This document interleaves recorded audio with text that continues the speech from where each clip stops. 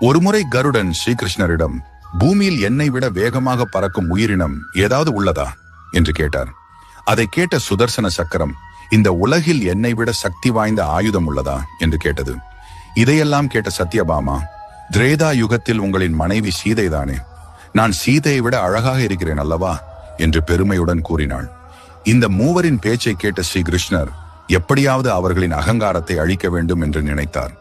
கருடனை அழைத்த கிருஷ்ணர், ஒரு குறிப்பிட்ட இடத்தில் உள்ள குகையில் ஒரு அடியவர் இருப்பார் என்றும், உனக்காக துவாரகையில் சீதாராமர் காத்திருக்கிறார்கள் என்று அவரிடம் சொல்லுமாறும் அனுப்பி வைத்தார்.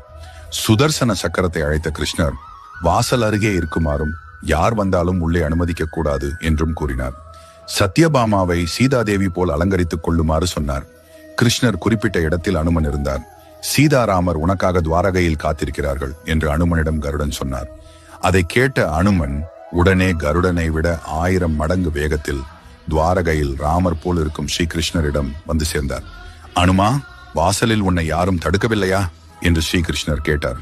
அதற்கு அனுமன், ஒரு சக்கரம் தடுக்க முயன்றது சுவாமி, ஆனால் அதனுடன் போர் செய்தால் உங்களை சந்திப்பது தாமதமாகும் என்பதால் அதை விழுங்கிவிட்டேன் என்று பதிலளித்தார். அருகில் இருந்த சத்யபாமாவை பார்த்த அனுமன், இந்த தோழி யார் சுவாமி? என் சீதா